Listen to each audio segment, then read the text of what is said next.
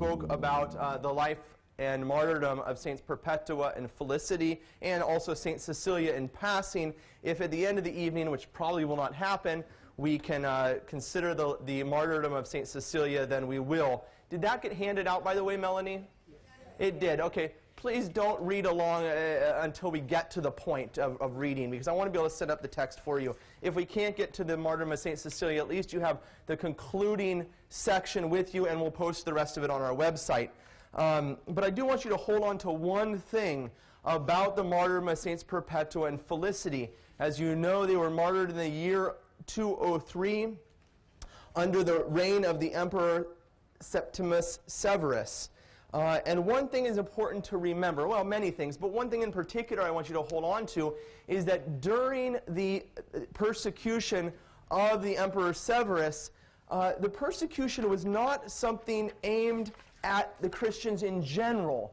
It was aimed at catechumens, those preparing to be received into the church, and those teaching them. Severus realized that the tide was against him, and he was trying to stem that tide of the conversions of people to Christianity. You'll remember he was marching through the Holy Land, the area of Palestine, on his way to Egypt. He was struck that these communities of Christians had suddenly become whole villages. And he said, I have to do something to stem the tide of this.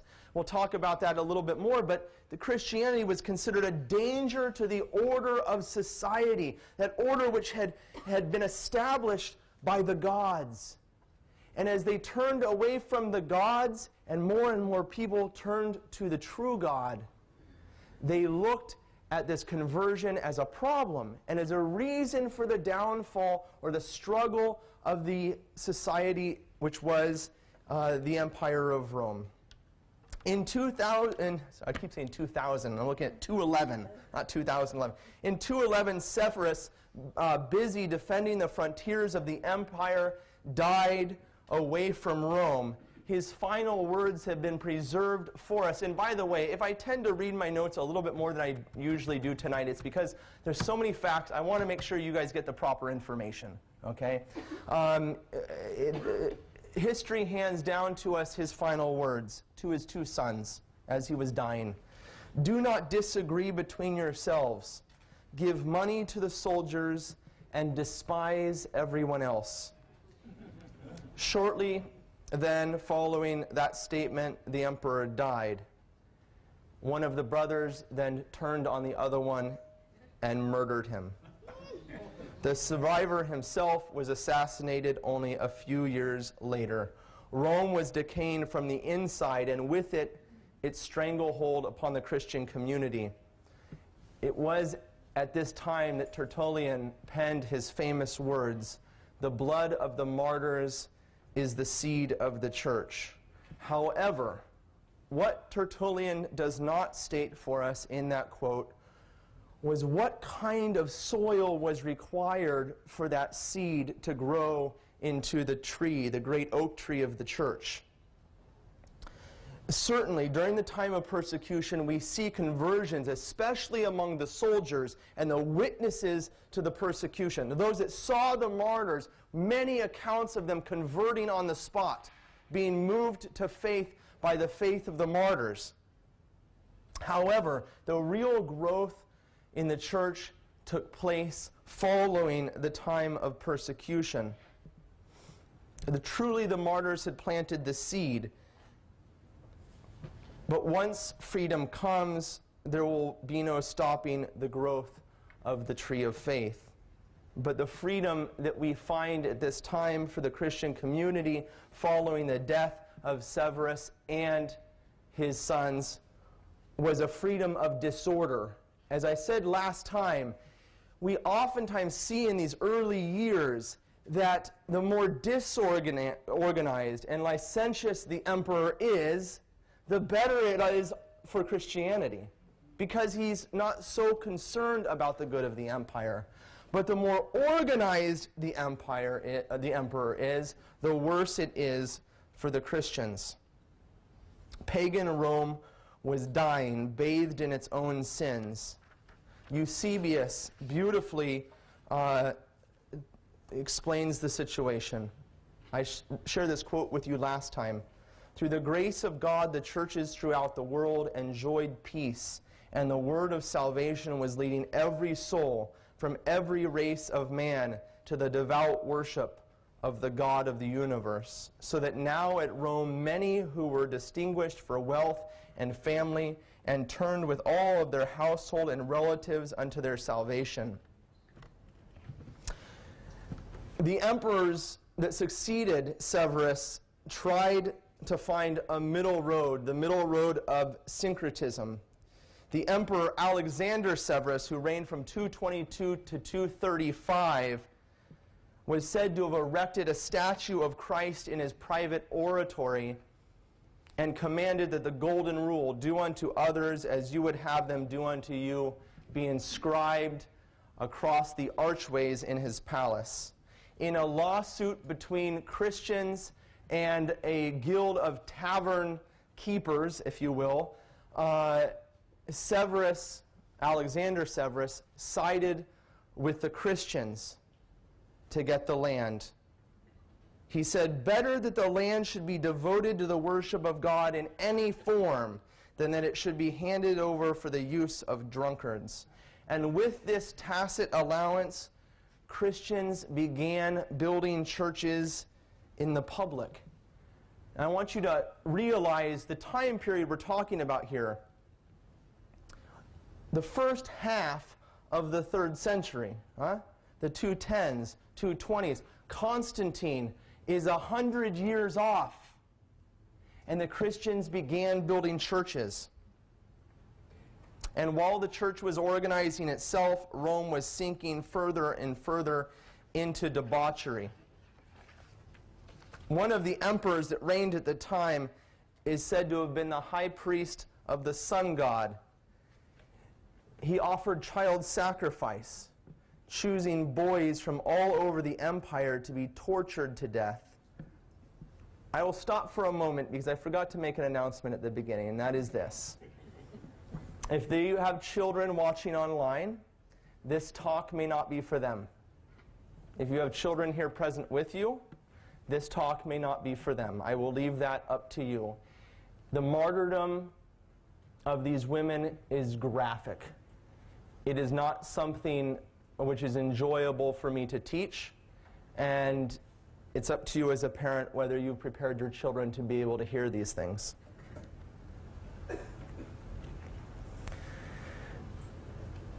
Choosing boys from all over the empire to be tortured to death, he sliced open their sides so that he and his magicians could predict the future through reading their entrails. Obviously, whatever peace the church enjoyed at the time would be short-lived. In the year 249, the Emperor Decius ascended the throne. Decius is described, and think about what I said about the nature of the emperor and the freedom of the Christians. What kind of a man is required for freedom and what kind of a man is not? I will read you how historians describe the Emperor Decius. He was an able soldier, strong, highly motivated, rigorous, inflexible, whose virtues ranked him with the ancients. And as I have already said, the more organized the emperor, the worse life was for the Christians. But Decius faced more than a ragtag group of so-called atheists. The Christians by this time were well organized, building churches even, as I said, in public. The Germanic barbarians were invading from the north, burning villages and raping the women. A plague of measles spread through the empire. It was so bad that it's said that in the great city of Alexandria in Egypt, nearly half of its population perished. With a declining birth rate, Rome was unable to sustain the population of the empire.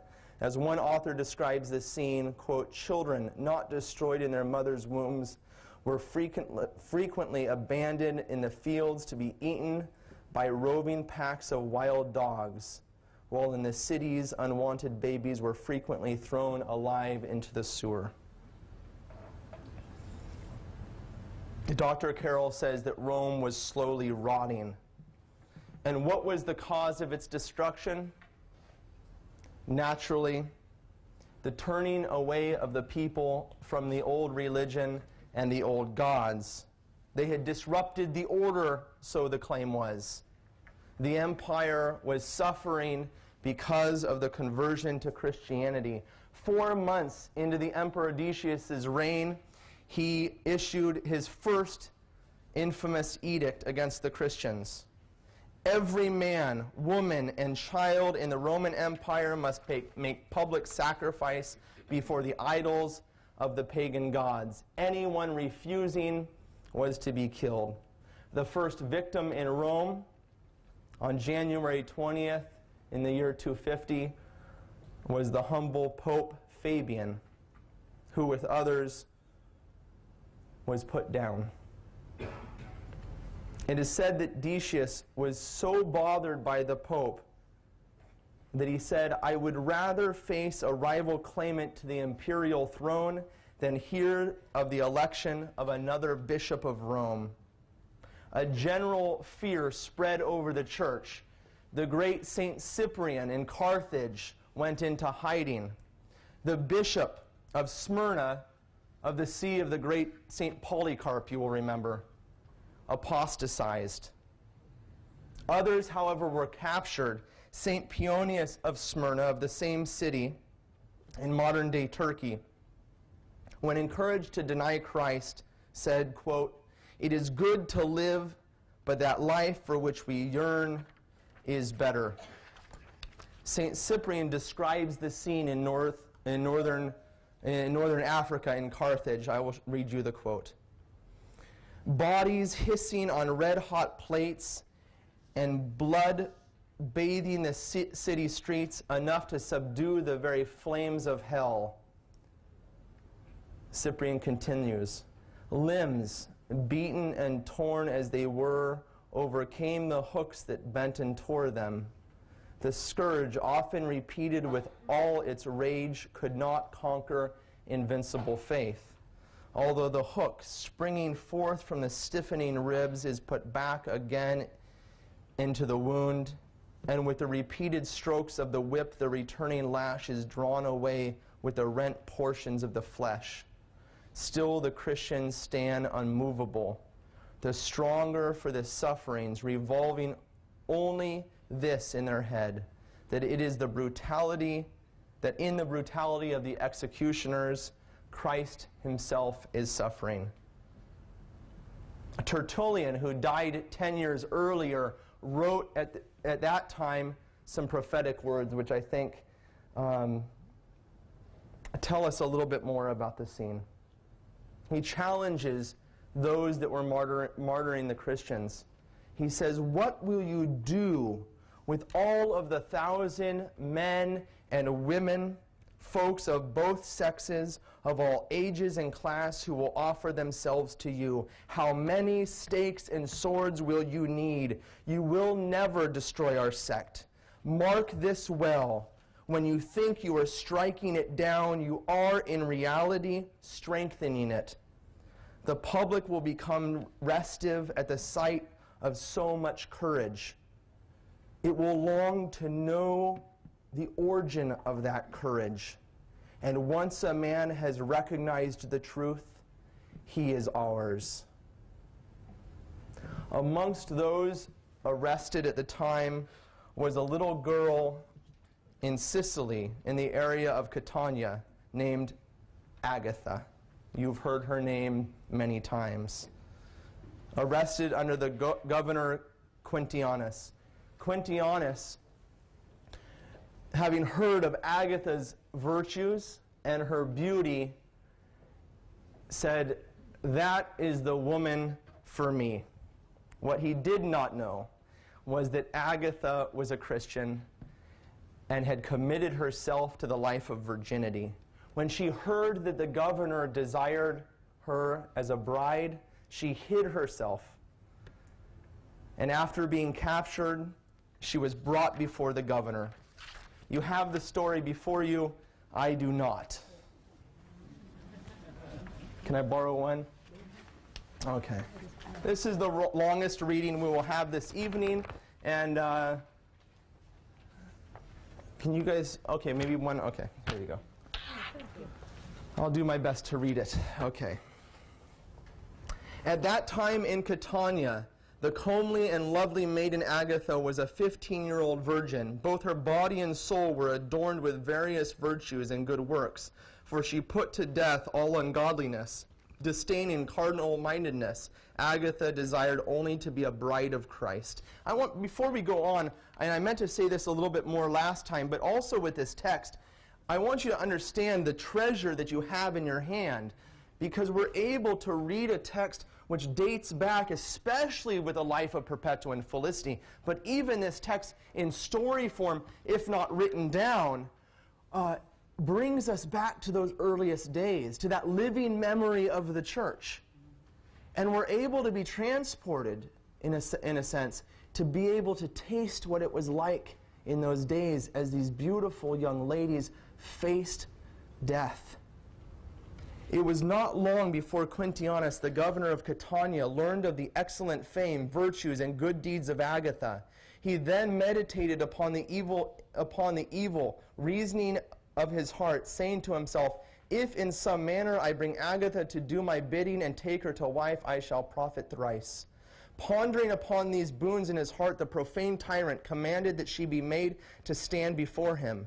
Beholding and marveling at her beauty, as one out of his senses, he remained speechless for a long time. Afterwards, he plied her with compliments, so that she might submit to his will.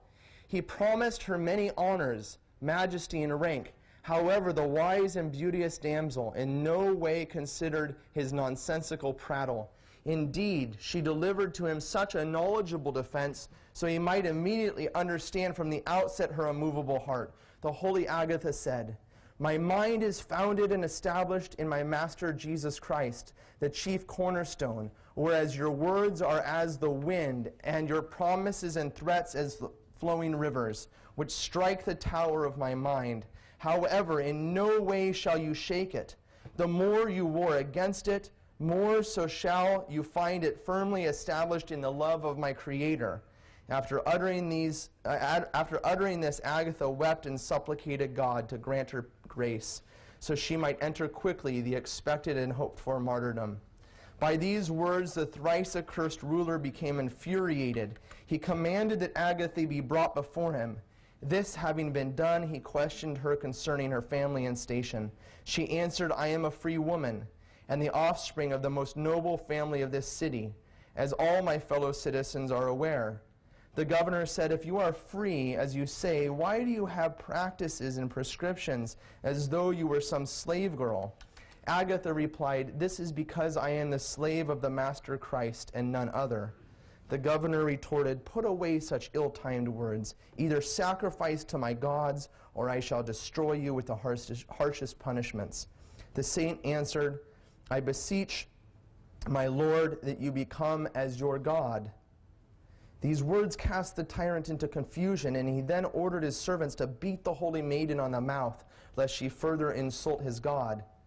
After this took place, Agatha yet spoke to Quintianus, saying, I marvel at you, O governor, who thinks himself a prudent man, how you have demonstrated such folly. I, on your behalf, entreated for what was good and honorable, that you should become as your God. But you did command, O ignorant one, to have me beaten. If your gods are better than you, you should have thanked me, for I desired only what was to your advantage. But if they are worse, shame on you, O blind one, be ashamed to make obeisance to senseless deities. Giving rein to anger, the tyrant said, how do you dare, O dishonorable woman, to utter such vile and silly words? Sacrifice to my gods this very hour, or I shall deliver you to diverse punishments for your correction. Agatha replied, in no way do I fear your vengeance and torments, even if you cast me to wild beasts. As soon as they hear the name of Christ, they shall become submissive and tame as lambs. If you hurl me into the flames to burn me, the heavenly angels shall enter therein and cool the intense heat and ferocity of the fire. If you beat me with rods and tear my flesh, or whatever other chastisement you devise, I have the help of my master. All the elements hearken unto him. With only his word all the sick are healed, demons are cast out, paralytics are invigorated, the lame walk, and many other wonderful works are wrought merely with his nod and divine will. It is he who shall deliver me from all your intentions and contrivances. At this juncture the governor commanded that she be led to prison. The following day Quintianus couched upon his throne as a wild wolf. When Agatha was brought before him, he said, "Let us not lose any time. You will immediately renounce Christ and sacrifice to the idols." And the saint answered, "Know this, I shall never be so insensible as to fall down and worship your demons, even if you will inflict upon me the most fearful punishments that have ever been heard. For I shall ever confess my God in heart and mouth. Therefore torture, punish, lacerate my flesh, and give me over to various deaths, so that you might know the truth." Quintianus then ordered that the holy woman be completely undressed and that her hands be tied behind her back. They were then bid to suspend her from a pillar and flog her with bullwhips. Afterwards they were to burn her all about her head and hands and feet. The governor then directed his impious ministers to remove the holy Agatha's breasts, whereupon those savage men carved them out of her chest wall with knives, the sight of which would usher in profound sorrow to any witness. The hemorrhaging was so profuse that all the ground about her was reddened with blood. These are the trials suffered by this holy saint, who then turned her face toward the governor and said to him, "O profane and merciless tyrant, how is it that you are not ashamed, O senseless one, to sever those members with which you were nourished from your infancy? Nevertheless, regarding this, I am in no way concerned, because I have as my master Christ, who is able to heal me if it is in my interest." The governor then bid his executioners to cast the holy maiden into a dark dungeon. They were charged not to give her any nourishment other than a little bread and water, just enough so she would not die. Quintianus charged that she was to be left unattended, so her wounds might fester and smell rank. As the holy Agatha laid in her gloomy cell, indifferent to her injuries, at midnight an ineffable and splendid light shone forth. St. Agatha then beheld a certain sacred and august elder, who was holding in his hands a vessel containing medicinal herbs. The elder was the holy apostle Peter, who was accompanied by Agatha's guardian angel. The holy maiden at first did not recognize them. The apostle then spoke to her, saying, "It is for this reason, O daughter, that I came, to heal your wounded members." Yet the holy maiden replied, "Who are you that you should care for my health? Never have I received treatment for any bodily ailment. Therefore it is unfitting that now I should practice what I have never done previously, since I was close to death." Then the blessed Peter said to her, "Do not be embarrassed, O daughter, to permit me to heal you, for I am a slave of the Master Christ. It is through love that I came here to do you this favor." The holy Agatha responded, "I have no reason to be ashamed before any man of the world, and especially from you who are an elder. My flesh is so mutilated that I suppose it is impossible for anyone to be scandalized in me. For your free will kindness, my Lord, I thank you much, because I did not seek it." The maiden then fell to the ground and prayed to the Lord and said, "Blessed be God the Father and my Lord Jesus Christ, who through his apostle Peter healed my breasts and the remaining wounded members of my body." The following day the saint was brought again into the palace, where the governor said to her, "Fall down and worship my gods, O perverse girl, or indeed you shall receive even grimmer chastisements." She remarked, "O vain and frenzied man, why would I want to renounce my master who healed my wounds, so that I might worship stones?" The governor asked, "Who is it that healed you?" The saint answered, "My master Jesus Christ, the Son of the living God, whom I shall ever confess with my mouth and with all my heart." The governor, with relentless hostility, replied, "Now I shall test if your Christ will help you." Quintianus charged his men to light a huge coal fire there in the palace. He then bid them to cast upon the burning coals pitch, tile and iron-spiked instruments to pierce her flesh. The tyrant then ordered that Agatha be bound hand and foot with iron chains. She was then cast on the flaming coals. This fiendish punishment brought a vehement torment on the blessed Agatha, who entreated the Lord for help. In the midst of the flames, she gazed with the eyes of her heart toward the eternal life. God then helped his handmaiden, as he once bedewed the 3 children in the fiery furnace. Straightway a fearful earthquake took place of such a magnitude that all believed that their city would be submerged by the sea. The governor, fearing the wrath of the mob and the degree of the quake, commanded that Agatha be removed from the coals. It was then clearly observed that Agatha suffered no ill effects from the fire. She was then cast into prison to await further orders from Quintianus. In her cell, Agatha could be found kneeling in prayer, uttering this prayer to the Master Christ. Lord Jesus Christ, my God, who made me from nothing and caused me to be in this world, who preserved my body from corruption and unadulterated from every carnal pleasure, who empowers me to overcome the punishments of the impious tyrant, and who vouchsafed to me the strength of patience on account of thy many tender-hearted mercies, I entreat and supplicate thy goodness to receive me this day in thy glory, that I might be made worthy to behold with my spiritual eyes thy holy countenance. Praying thus, the saint straightway reposed, her soul adorned with the beauties of true virginity and luminous with the splendors of martyrdom, then went into the hands of her heavenly bridegroom to rejoice with him in unspeakable delight and everlasting glory. The year was 251. When St. Agatha's fellow citizens learned of the news of her repose, all hastened weeping to the prison. With immeasurable reverence, they took up her holy virginal body. They prepared their relics for interment with myrrh and other fragrant spices. Her precious relics were then wrapped in a clean linen cloth and piously laid to rest in a purple marble tomb. As Tertullian had predicted, the persecution of worldly powers could not stand the power of God. Within a year, Decius's bloody edict, he himself was dead. In his last moments of life, in the midst of an impossible battle at the mouth of the Danube River as it floods into the Black Sea, his last words are recorded. He saw his son in battle before him, slain by the enemy javelin. Seeing his son lying dead, he said to his army, "The loss of one soldier is not important for the Roman state. Let no man mourn the emperor's son." Decius himself would never leave the swamp alive. His body was lost. His successors tried their best to continue the persecution, but like those that came before him, they were assassinated. The emperor that reigned right after him reigned for only 2 years. While there's many things that we could say about the years following his persecution, we can say certainly that the barbarians in the north continued to break down the frontier lands of the empire.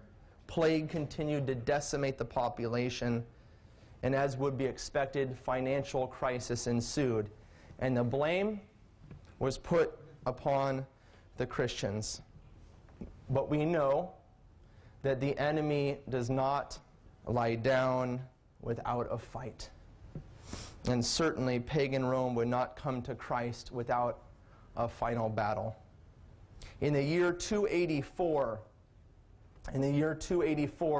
the Emperor Diocletian ascended to the throne of Rome to deal one last blow to the Christian faith. It is often called the 10th wave of the storm. As in the past, it is the same here. The more licentious and disorganized the emperor, the better it is off for the Christians. I will describe to you the Emperor Diocletian as the historians describe him. Clear-headed, reflective, efficient, methodical, with a profound loyalty to the Roman imperial tradition. After seizing power, he did what no other emperor at his time would have done. With the entire empire under his command, he gave away a portion of his power. Realizing that the empire was too large and unwieldy for one man, he divided the empire into east and west, himself taking the east. He then appointed successors to himself and his co-emperor. For the first nearly 20 years, Diocletian did not pursue the Christians. He worked to restore the empire and, to a certain extent did succeed. Eusebius even describes the time, saying, quote, "Vast congregations of men who flocked to the religion of Christ, and spacious churches were daily being built." But all of this would change overnight. His successor, Galerius, was an avowed hater of the Christians, and he gained Diocletian's ear. In the year 303, Diocletian published his first decree against the Christians. All churches were to be demolished. The sacred books were to be burned. Christian officials were to be deprived of civil rights, and Christians who were not officials were to be reduced throughout the empire to the status of slave.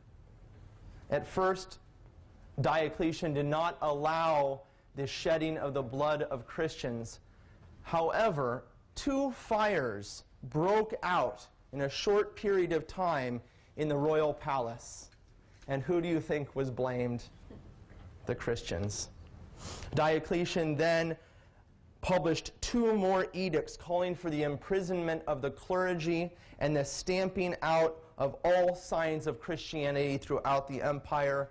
Persecution raged and Christian blood flowed. I'll share with you a quotation from Eusebius, writing at the time. It is a graphic quotation about the persecutions that took place in Egypt, probably the worst of the Diocletian persecutions. So bad that the Coptic Christians date their years 1 from this time, the beginning of Christianity with the spilling of the Christian blood under the persecution of Diocletian. The outrages and sufferings which the martyrs endured surpasses all description. Their whole bodies being torn to pieces by shells instead of claws, even until life was gone. And women were tied by 1 foot and were raised on high through the air, head downwards, by certain machines, with their bodies completely naked and without even a covering. And they furnished this most shameful and cruel and inhuman sight to all of the onlookers. And others again died on being fastened to tree trunks and stumps, for having brought together the very strongest of the branches by certain machines, and stretching the legs of the martyrs one by one on each of these, they released the branches to be carried back to their natural position, planning a sudden separation of the limbs of those against whom they devised this. And all these things indeed were carried out not for a few days or a short time, but for a long interval of entire years, sometimes of more than 10, sometimes more than 20 in number being destroyed, sometimes not less than 30, and then again nearly 60 martyrs at a time, and at other times even 100 men in a single day, together with young children and women were slain. Among the women that were slain for Christ were the 3 of our last martyrs, Lucia of Syracuse, and St. Agnes, and St. Anastasia of Rome, all who died in the year 304. Lucia, like Agatha and Cecilia before her, was a young girl betrothed to a pagan man. She was from a rich family and was counted by her future husband for nothing more than financial gain. Her mother suffered from a severe hemorrhage of blood. Now, we just read the story of St. Agatha. St. Lucy, with her mother, 50 years later, knowing of the martyrdom and the healing power of St. Agatha, made a pilgrimage to St. Agatha's tomb to beseech the Lord to heal her mother. It is said that she prayed all night and all day, day after day, at the place of the tomb of St. Agatha, until she fell fast asleep. In her sleep, she received a vision of St. Agatha, who revealed to her that her mother would be healed and that she would die a martyr. She woke up from her sleep. She inquired as to the health of her mother. She was assured that her mother was indeed healed.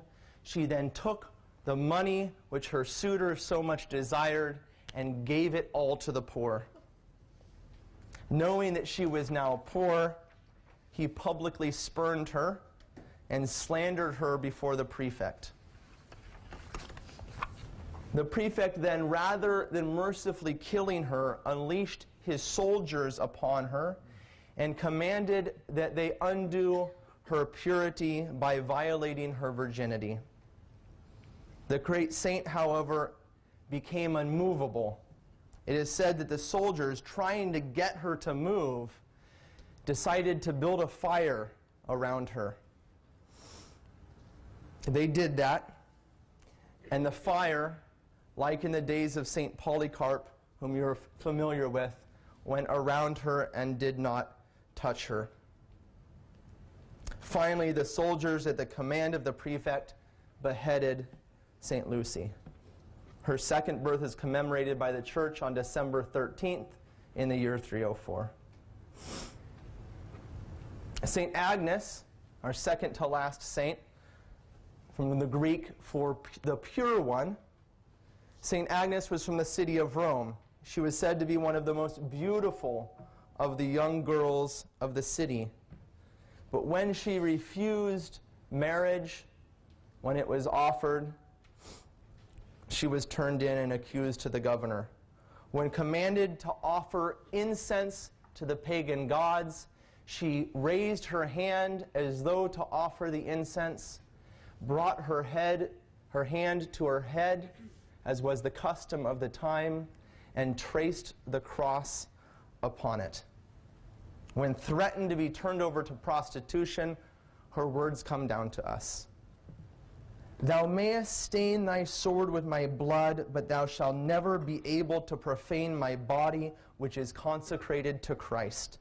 Moreover, I will not offer sacrifice to thy gods, because I have hope in my God, the Almighty, my sweetest Jesus Christ, who by his help will enable me to escape unscathed from thy snares. The governor then gave order to all of the young men to freely abuse her. One of the young men came forward, and as he reached to touch her body, tradition tells us he was struck down dead. His friends, fearing what they had seen, backed away. I will share with you, I don't believe you have it in front of you, but I do have it. Yeah, you do not have this, but I'll share it with you. The final scene. The wicked governor heard of this event and had Agnes brought before him and said, Tell me, O evil woman, how didst thou slay the youth? Agnes answered, When thou, O governor, ordered me to the brothel, I was accompanied by a splendid youth clad in white. He deadened the desire of the youths who sought to dishonor me. However, one more impertinent than the others attempted to approach me. And before he could utter anything shameless, he was cast down, as you now see him.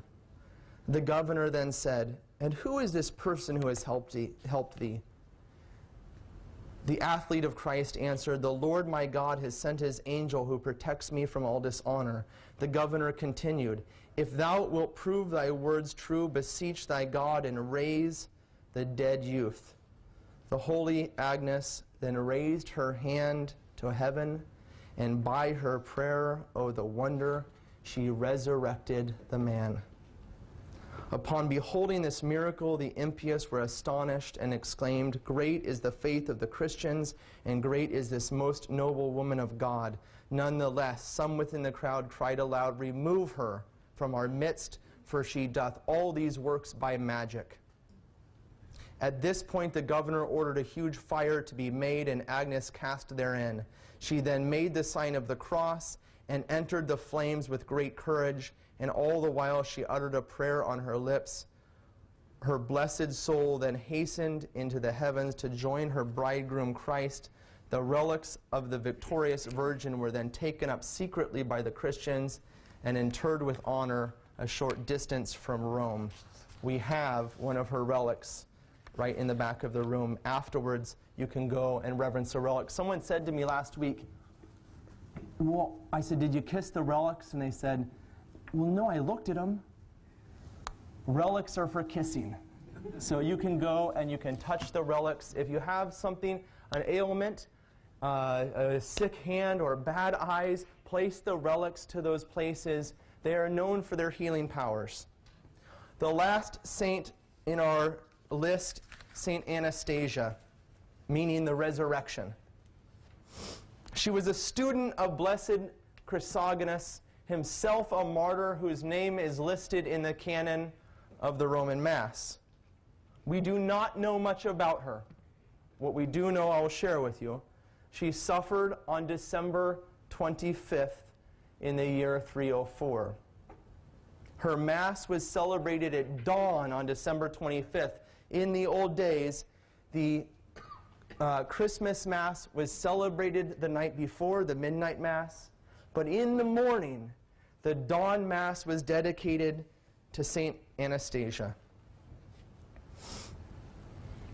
Thus, she embodies something of all of the women saints that we have spoken of, that which is called a second birth, by which she was born through martyrdom with Christ into paradise. A few things that we know about her was that she was betrothed, like the others, to a pagan man. She refused the marital bed with him and feigned illness. It is said that at nighttime she would leave her home and sneak out into the highways, the byways, into the streets of Rome, which in those days women did not do. She would go to the prison where those that were to be martyred were held and persecuted, and she would bathe their wounds with her tears. She would collect the relics also and intern them respectfully. When she was discovered for her sin, she was burned alive. Within a few months of the end of this horrific year of 304, Diocletian abdicated the throne. Pagan Rome was dead. And even the most vicious of the enemies of the church could see that Christ had withstood the battle and had crushed the enemy. Within a few short years, the long-awaited Edict of Toleration would be published in the year 211.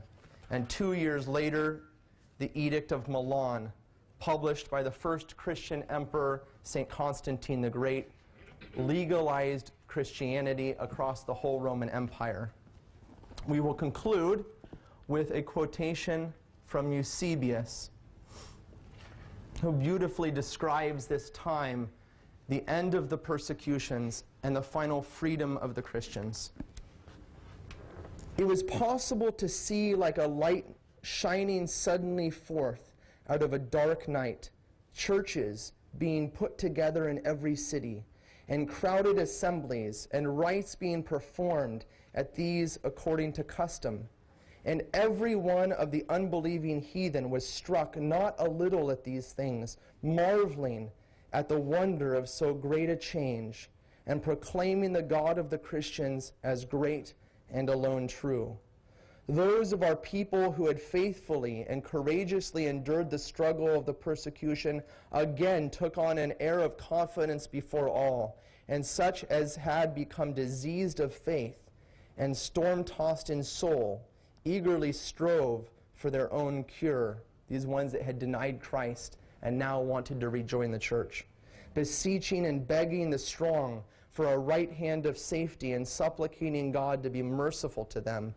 Then also the noble athletes of piety, being freed of their evil plight in the mines, returned to their own homes, going through every city, exulting and beaming with joy, and filled with unspeakable happiness and confidence that one cannot describe in words.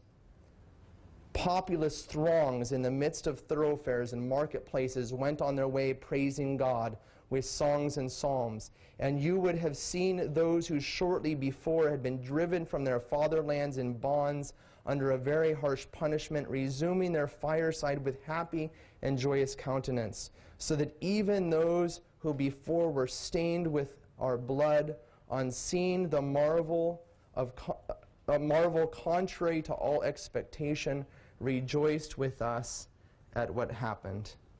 Thank you very much. All right, I apologize. I committed a very grievous sin by not quoting from Scripture. So go ahead and open to the book of Revelation, chapter 7.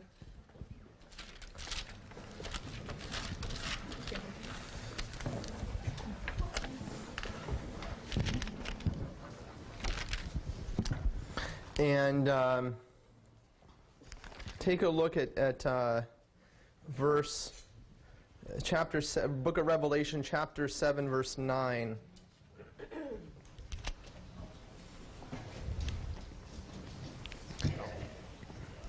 After this I looked, and behold, a great multitude, which no man could number. If you're still out there in the narthex, come on back in. Which no man could number, from every nation, from all tribes and peoples and tongues, standing before the throne and before the Lamb, clothed in white robes. You remember that scene from Perpetua and Felicity? Clothed in white robes with palm branches in their hands, and crying out with a loud voice, "Salvation belongs to our God, who sits upon the throne, and to the Lamb." And all the angels stood round the throne and round the elders and the four living creatures, and they fell on their face before the throne and worship, saying, Amen. Blessing and glory and wisdom and thanksgiving and honor and power and might be to our God forever and ever. Then one of the elders addressed me, saying, Who are these clothed in white robes, and whence have they come? I said to him, Sir, you know. And he said to me, These are they who have come out of the great tribulation. They have washed their robes and made them white in the blood of the Lamb. Therefore are they before the throne of God, and serve him day and night within his temple. And he who sits upon the throne will shelter them with his presence. They shall hunger no more, neither thirst any more. The sun shall not strike them, nor any scorching heat. For the Lamb in their midst of the throne will be their shepherd, and he will guide them to springs of living water, and God will wipe away every tear from their eyes. So, question, answer. My first thing is a question for you that you need to answer, but you have to raise your hand, and Melanie will come to you. What are these white robes? Why the white robes? What are they?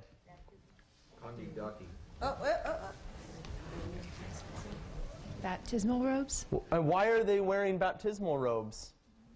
Because they're now rebirthed in the Christ family. Yeah, they are reborn in Christ. St. Paul says that in baptism we die with Christ. Martyrdom is a form of baptism. Okay? And we see them clothed in white robes, symbolizing what? Raise your hand. I need a hand. Nowhere to go. Right back there. Look, she's raising her hand. She's right on your side. Purity. Symbolizing purity, yes, but even a more ancient symbol. Mr. Borland's right there. Maturity. Maturity, yes, fine, but even something more previous to that. These are all true. I think it's a symbol of life. Symbol of life, yes. I'm trying to get at something even more ancient. Isn't resurrection is what I'm thinking. The resurrection, I'm going to have to give you the answer. The fathers of the church tell us that Adam and Eve, before the fall, were clothed. They were naked, yes, but unashamed, because they were clothed in the grace of God. They wore the robe of glory, the robe of the Father. The baptismal robe, yes, symbolizes all the things you speak of, but points to the reality that they have been restored like Adam and Eve before the fall. They are witnesses to the faith. They are witnesses to Jesus Christ. They are martyrs. That's the same word. We talked about that last time. They are martyrs for the faith, not only and not primarily because of their blood which they spilled. Who's throwing grapes in my way? Not only because of the blood which they spilled, but more importantly, because through the spilling of that blood, they pointed to Jesus Christ. They are robed in the baptismal robe. Everyone who is robed in the baptismal robe is a martyr, a witness to Jesus Christ, because we have died to our former life. Whether someone has murdered us, as in these women, or not, more importantly than what someone does to us is what we do ourselves. We have died with Christ, and as St. Paul says, we will live with him, and when we live with him, we point to Jesus Christ. These women who lived hundreds and hundreds and hundreds of years ago, close to 2,000 years ago, they are still alive in God and in the memory of the church. And we stand side by side with them. They are martyrs. We also, having been baptized into Christ, are martyrs, witnesses to Jesus Christ. And I don't want you to set this, well, they're here in our missal, and we said they're off in a distance. No. They're men and women just like me and you. And when the time came, they chose Jesus Christ. They are the daughters of men just like me and you. They're real people. And they're there as a witness for us to point us to Jesus Christ. Okay? I hope that they remain that for us. As we hear their name repeated in the canon of the Mass, that you remember what these women did. You may not remember each detail of every woman, but when you hear those words and those names being listed off, you will remember those that have gone before us and pointed the way, the road to salvation, the road of the martyr. Okay? Questions? Sorry about that, Melanie. I didn't mean to go on a long tirade. Deacon Sabatino, why with all of the martyrdoms happening, why are these particular women included in the canon of the Mass? Okay. We were talking about that earlier. So I figured it would be of use. I opened the missal here to the prayer, and I'd like to read it for you, at least the first part. To us sinners also, your servants, trusting in the greatness of your mercy, deign to grant some part and fellowship with your holy apostles and martyrs. And then the list goes down of the men and then the women. Felicitas, Perpetua, Agatha, Lucy, Agnes, Cecilia, Anastasia, and all your saints. Into whose company we implore you to admit us, not weighing our merits, but freely granting us pardon through Christ our Lord. Permit us into their company. What is it about these women that is so special to the Eucharistic liturgy? They're named in the midst of the Eucharistic liturgy. Huh? What is it about these women? Simply what I just said. Huh? They lived a life, though murdered,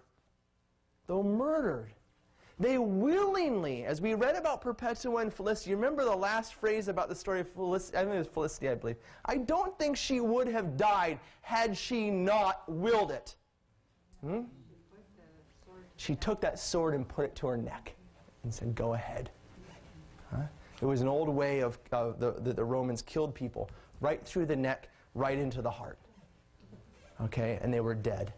It was a mercy blow, if you will. She put it to her neck, and she was cut off.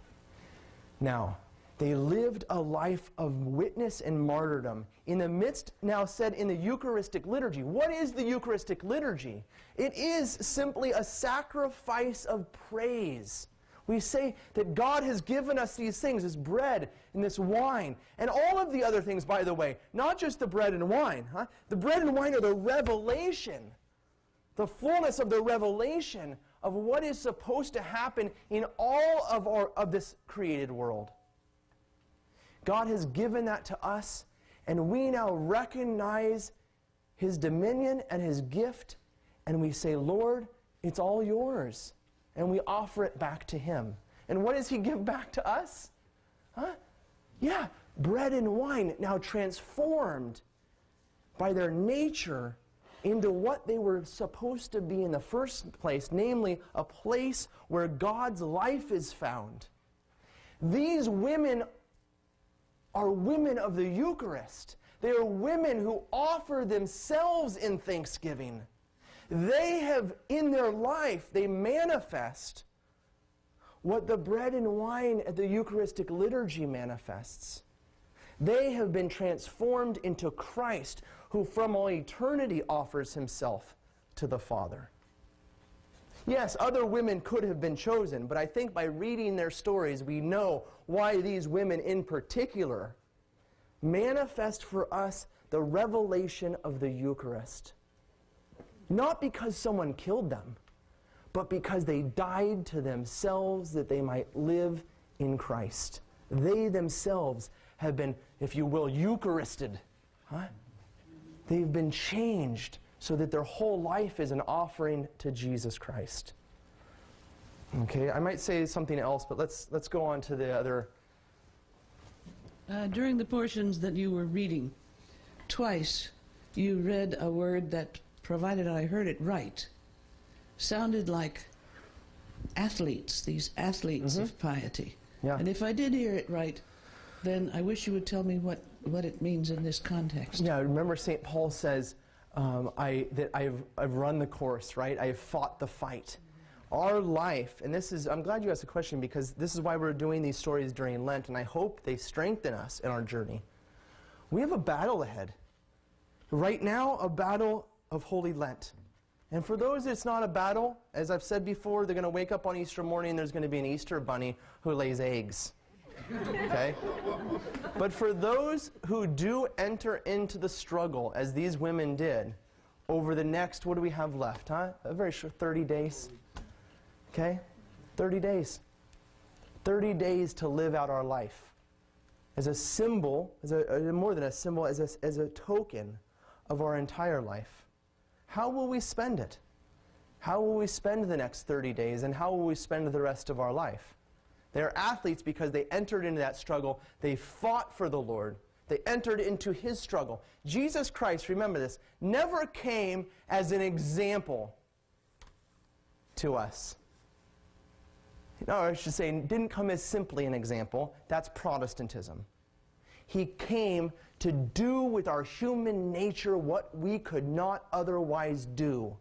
And then He gave His life to us that we might do it too, that we might be joined to Him in His struggle for truth, in His struggle for life. So that even though the day of the cross came, as for each one of us, when the day of the cross comes, He never lost sight of the goodness and gift of the Father. And He lived through His martyrdom. When they murdered Him, He lived through that looking into the eyes of the Father and never lost His hope and trust as Adam had done in the beginning. We too then are given that gift of participation in Christ's sacrifice, a life-giving sacrifice, that through death we might enter into life to receive what God has prepared for us, struggling with Christ. Actually, we've got a question from Fran Griffin in Vienna. Okay, wait, I gotta use this opportunity. Hold on. Oh. I got a number of pieces of hate mail over the week because I gave people a hard time from watching online. If you're a mother of 18 children at home, God bless you. Stay at home and watch online. That's why it's there. Or if you're the mother of one child, I understand how difficult that is. I give you guys a hard time, I know. I just want more and more people to come, that's all. So Fran, God bless you. Although we would love to have you here, the cookies taste better. So Fran was wondering, and I'm paraphrasing, I keep losing my questions. Any particular way we should pray to these saints? Is there particular petitions? What are we supposed to do? Yeah, trusting in the greatness of your mercy, deign to grant some part in the fellowship with your holy martyrs, apostles, and martyrs. Our prayer need be no more difficult or more complicated than that. May I become like you. May I learn to live the life of martyrdom, whether they come after me or not. That as John the Baptist did, he was a martyr, he was a witness to Christ, far before they cut his head off. Okay? That's all. Our prayer is simple, and keep our prayer simple and uncomplicated. Grant that we might have a fellowship with them. St. Agatha, grant me the strength. She's the hands and the feet of Christ. Grant me the strength to be like you. And when you hear these prayers read during the liturgy, don't let them pass you by. You know who they are now. They're your friends. They love you. They hear us right now. They do. They hear us right now. They know that you're here. They know that you've given up tonight for them. They're on your side. You just got to ask them to help you out. That's all. Grab hold of their hand because their hand is holding on to Christ. Okay? Yeah, I'm sorry. I keep pointing people. I'm not supposed to do that. Yeah, okay. no, Go ahead. You choose the people to ask questions. I want to get this. Guys, I've been beaten by the women. It's true. It's a women's night. It's a women's night. It's true. Go ahead, Melanie. This is the way it is in the office, by the way. We also have someone watching online who's, I don't know, if studying, praying, preparing to become a consecrated virgin. Oh, wonderful. And she pointed out that John Paul II restored that or brought that back and emphasized that in the church. It kind of makes me also wonder about why is the virginity and that physical purity so important to the point where, I don't remember which saint it was. Are you asking me a question? Yeah. Is she allowed to ask this? Or she's an employee of the Institute of Catholic Culture. I can ask you in the car on the way. Why? But why is it so that she becomes immovable? And, you know, I'm not going to give a complicated answer, just to say that, that virginity, celibacy, has been always upheld in the life of the Church as an expression of complete gift of self to Christ.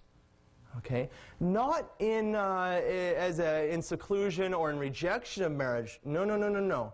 We accept and hold up all aspects of life which are true ways of following Christ, and this is one way. So we see these women, you saw, they dedicate themselves to Christ and forget it. They're not going to move.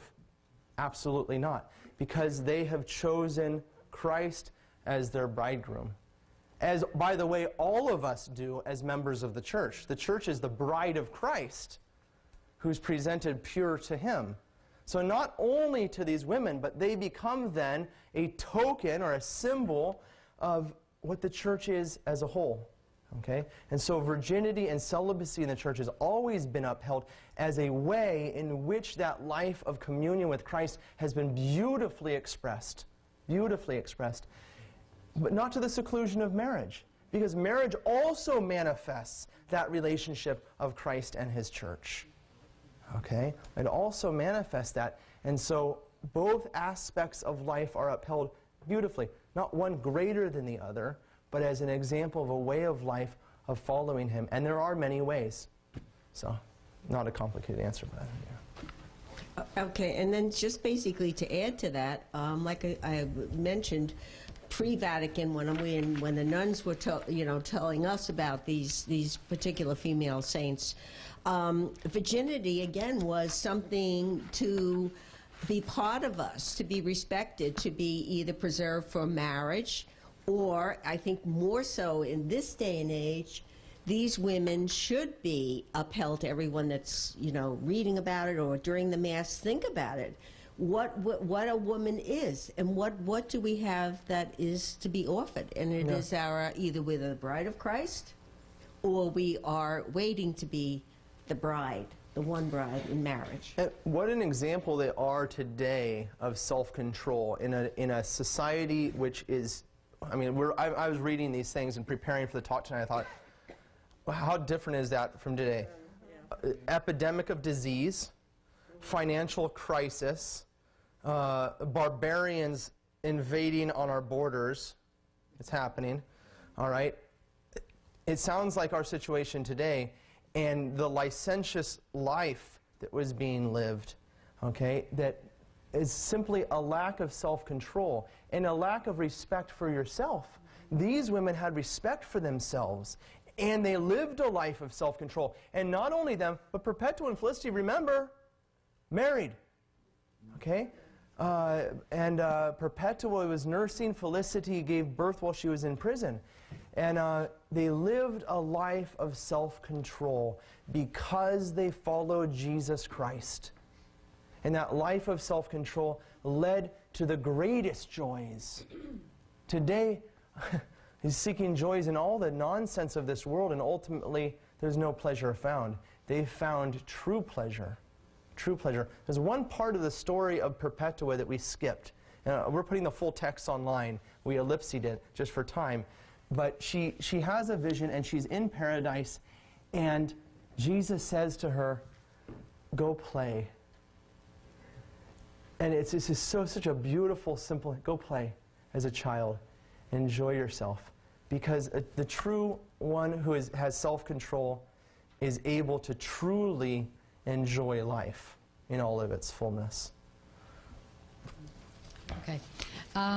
We have another page that has Saint Cecilia. Yes. On it, Acts of Saint Cecilia. Oh, I ran out of time. Yeah.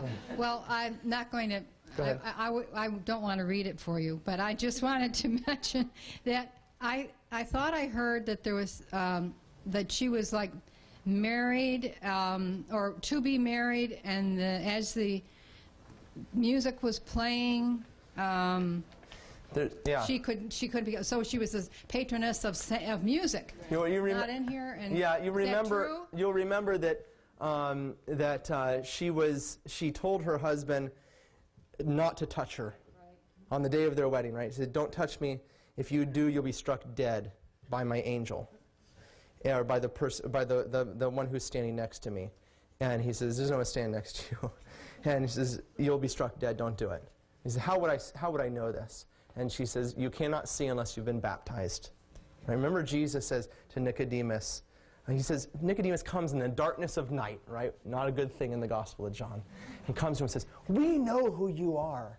And he says to Nicodemus, "You cannot even see the kingdom of heaven unless you're born again of water and the Spirit." She says the same thing to her would-be husband, and says, "You cannot see what will happen to you and to this angel unless you're baptized." And he is. He goes and he's baptized, and he comes back, he sees the fiery angel, okay? But it is said, there is a tradition, that at her wedding, she sang, or there's two parts in the story where it says that she either heard the angel singing or she herself was singing to Christ her gift of her virginity in the context of her wedding day. So while everybody else was rejoicing in the marriage, she was in her heart singing, and so she becomes the patron of music. Okay? And it's found in different accounts, later accounts, a more explicit detail of that point. These stories, as you can imagine, the memory of the faithful who love these women are meditating upon these mysteries, upon these lives of these women, and saying, what would it have been like for her to be there on her wedding day? and know that she would not consummate her marriage with this man. And so the unbelievers will say, and great fantasies rise up over the years about what happened, and we can't trust any of these stories. Well, no. Actually, it's the memory of the church, the body of Christ, which is able to perceive the truth of any given situation within its own life. Right? And so, what would she have been doing? What would she have been doing? She would have been praying, right? She would have been singing the glories of God, wouldn't she have been? Seems to me that she would have been, right? So she becomes the patron of music. It's beautiful. But those that don't believe and have no faith throw her story out and say, that's ridiculous, that's nonsense. St. Cecilia's tomb has been opened twice in history. And both times, I believe, if my memory serves me correct, 8th or 9th century first time, and the second time was in the year 1599. Both times, there were multiple people present. All of them wrote down the fact of what they saw. That she was clothed in a white and golden garment, as the story of her martyrdom details. That she is laying there, and her body is incorrupt. Okay? That there are hack marks to her neck, 3 of them, as the story tells us. Okay? All of the details, as the story comes down to us, are accurate. And yet modern historians reject it. Well, you can choose who you're going to believe. Those who have seen for themselves that her body is completely incorrupt. And it's there in Rome. You can go to her church. It was her home that she donated before her martyrdom, and a church has been built there. And one of the great artists of the 16th century was present when her tomb was opened and saw her body lying there and went and carved her body, and that's the statue you see laying there under the altar. Okay? I remember it very well because I was in Rome and I was in that church and I suddenly became violently ill. I had made it to her tomb and I couldn't get up to the altar to reverence her body, and I was sitting there and I said, I got to go to the hospital, and I ended up having surgery in Rome. So, I'm here today. Thank God St. Cecilia prayed for me. So, anyways, okay, maybe 1 or 2 other comments. It's 9 o'clock, so we should probably be closing up pretty soon, but is there any other comments or thoughts? Hold on just a minute here. Let's get the microphone to you. Oh. I'll hold it for you. Eusebius, you mentioned several times. Does Dr. Carroll, is he one of the primary? Tell us a little bit about Eusebius. Yeah, Eusebius was an early church historian who was alive at the time of the Diocletian persecution and wrote a lot about what was going on. And he also collected a lot of the stories of those things that had come before him. So, anyways, he's a great resource. Great resource. Yep.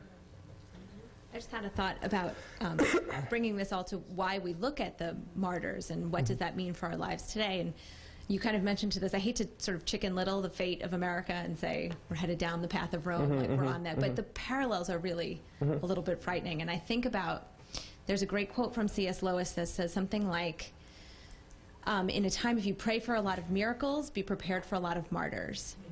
And that they go together. And I feel like we're kind of moving in that direction.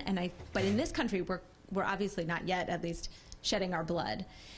But we look at an unbloody martyrdom of living the Christian life, living especially an Orthodox Catholic lifestyle as an unbloody martyrdom, and that fits with the sexual component that you were saying. Like, all these women are virgins, but really it's about self-control. It's about controlling and gifting your sexuality. And part of living in this country, in this area especially, is living an utterly countercultural sexual lifestyle.